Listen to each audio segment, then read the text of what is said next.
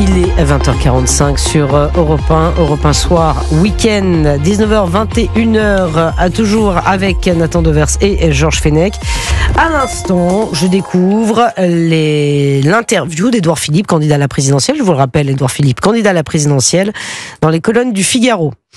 Que dit Édouard Philippe, puisque nous étions en train de parler justement de notre situation à l'international. La question lui a été posée, faut-il revenir à un service militaire ? Oui, nous devons augmenter le volume de nos forces. Je milite pour la création d'un service militaire volontaire, donc pas imposé, volontaire, qui permettrait de former chaque année au moins 50 000 hommes et femmes. Ces réservistes seraient susceptibles d'être appelés régulièrement pendant 5 ans après leur formation, en contrepartie d'une contribution de l'État au financement de leurs études ou de leurs projets professionnels. Qu'en pensez-vous, messieurs ? La parole est à Nathan Devers ? Oui, puisqu'il est mobilisable, lui. Oui, c'est vrai ça. Nathan Devers, c'est sur la base du volontariat, cher Georges Fenech. Mais il sera volontaire, bien sûr. Là, je suis pas sûr. Vous seriez volontaire ? Tiens, c'est une bonne question, moi, Nathan Devers. Je serais déjà contre le service militaire obligatoire. Alors encore, il y a obligatoire. Je serais contre. Et j'étais favorable. Non, mais si c'est volontaire, est-ce que vous y allez, Nathan Devers ? Alors ça dépend du contexte. Si c'est un contexte, non, mais je vous réponds. Si on est en 40 et qu'il faut se battre pour un contexte où la France est attaquée, c'est une chose. Dans un contexte de paix, et c'est pour ça que je suis contre le service militaire obligatoire, c'est que je pense que on n'est pas obligé, dans l'épanouissement d'un individu, d'en passer par des expériences de type militaire. Et que d'ailleurs, la réalité de la guerre aujourd'hui, c'est que on est de plus en plus dans des armées de métier, qui sont des armées de pointe. Et qui demandent en fait des gens qui sont beaucoup moins nombreux, mais qui ont des compétences très précises. C'est pas un épanouissement en soi.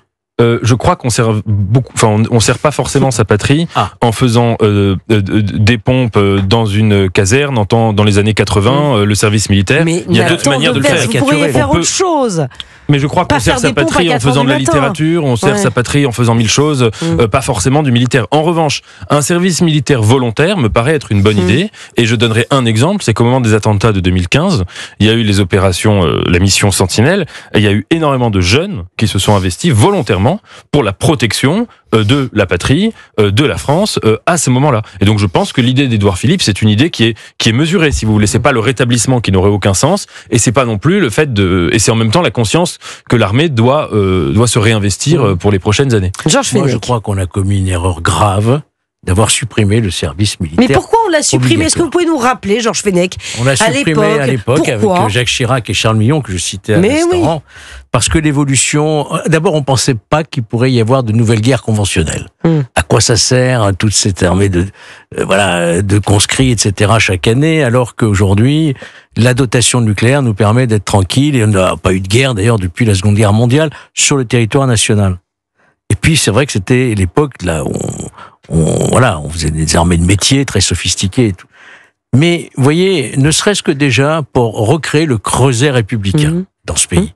Souvent, d'ailleurs, quand vous voyez les sondages, il y a 61% des Français qui sont pour le rétablissement du service militaire. D'autres pays en Europe l'ont fait. Mais de manière obligatoire. C'est-à-dire donner un temps de sa jeunesse, de sa formation, de son... aussi de son l'amour, oui, il faut le dire, l'amour de sa patrie, c'est-à-dire le service du pays, ça ne peut être que bénéfique dans l'épanouissement d'un individu. Bien sûr qu'il y a d'autres manières de servir aussi son pays, mais celle-ci, elle avait au moins le mérite de mettre toutes les classes sociales au même endroit, d'apprendre à vivre ensemble. Non, c'est pas mal ça, et voilà. Et d'ailleurs, je pense peut-être pas un an, mais quelques mois, non ? Je pense qu'on pourrait régler d'autres problèmes que celui purement militaire. On pourrait recréer, si on a un creuset pour la nation, qui fait tant défaut dans certains quartiers, vous voyez ce que je veux dire. Nathan Devers.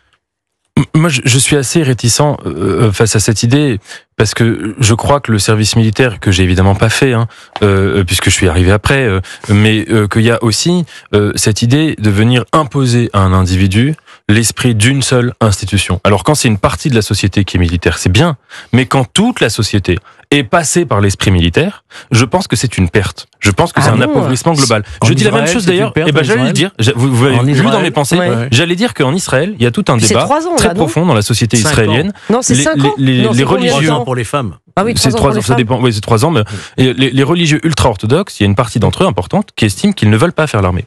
Et ils disent parce que nous, on ne veut pas être conditionnés par l'esprit militaire et on estime qu'on sert notre pays en étudiant la Bible. Eh bien, même si une grande majorité de la population israélienne leur donne tort, pour ma part, je pense qu'ils voient juste sur ce point. Ça veut dire qu'il n'y a pas que l'esprit militaire dans une société et qu'on peut aussi s'épanouir en passant par d'autres choses. Évidemment que quand on fréquente une institution pendant 1 an ou 2, il en reste quelque chose, l'institution vient nous imprégner. Et je ne suis pas sûr que 100% des Français doivent être imprégnés par la même institution. C'est ça ce que je dis. Il n'y a rien de méprisant contre l'armée. Ah ouais, non, mais c'est intéressant ce que dit Nathan Devers, d'accord. Vous pensez que c'est une forme de bourrage de crâne qui n'est pas nécessaire pour l'ensemble des Français. Pour ceux qui ne sont pas faits pour ça, je pense que ça l'est pas. On avait un statut qui était dérogatoire, qui était la clause de conscience. Voilà, ceux qui ne veulent absolument pas porter d'armes, ils servaient autrement dans les eaux et forêts. C'était une autre forme de servir son pays. C'était la clause de conscience. On pouvait faire jouer cette clause de conscience. Mais c'était très mal vu, j'imagine, non ? À l'époque, c'était mal vu, mais c'était un droit, quand même, la clause de conscience, voyez-vous. Alors, il y avait ceux qui allaient jusqu'au bout, qui ne voulaient même pas porter les sceaux, en quelque sorte. C'est-à-dire ne pas faire, de quelque manière que ce soit, une aide à l'armée. Ceux-là, eh bien, c'était des déserteurs et ils étaient condamnés. Moi, je me souviens, j'étais président d'un tribunal militaire aussi. Ah oui ? Et je voyais ces jeunes... Rendez compte, Nathan Devers. Témoins de Jéhovah, notamment, qui refusaient toute forme, même, et qu'on envoyait malheureusement 1 an en prison. 1 an quand même. Ils se tenaient très bien, d'ailleurs, ils faisaient le nettoyage, tout ça. Et on leur avait appris depuis leur temps d'enfance qu'ils allaient passer par là. J'ai trouvé ça, c'était terrible. Pour moi, c'est terrible de condamner ces jeunes. Mais donc, je pense qu'il faut rétablir, le service militaire. C'est le moment aujourd'hui, compte tenu du délitement social de notre société, de ces fractures que nous avons, tous ces jeunes qui casse, etc. Le service militaire, c'est déjà l'école de la vie, voyez-vous, où on apprend à respecter l'autre, voyez-vous. Après, effectivement, ça serait une force de réserve, comme a dit Édouard Philippe, 50 000 jeunes, c'est pas mal, et ils auraient une contrepartie, vous avez vu, ils seraient aidés dans leurs études ou dans leur apprentissage professionnel, donc c'est gagnant-gagnant en réalité. Pourquoi pas, effectivement, Nathan Devers, pourquoi pas, en tout cas, est-ce que ça permettrait pas peut-être d'apprendre à mieux se connaître si tout le monde est obligé finalement d'en passer par là ? Moi, ce que j'aime dans l'idée d'Édouard Philippe, c'est qu'il n'y a pas d'obligation. C'est que c'est volontaire. Avec une récompense, entre guillemets, des aides dans les études. Là, ça garantit aussi plus de justice sociale. Cette idée, moi, vraiment, je n'ai absolument rien contre. L'obligation, je maintiens que j'y vois un problème.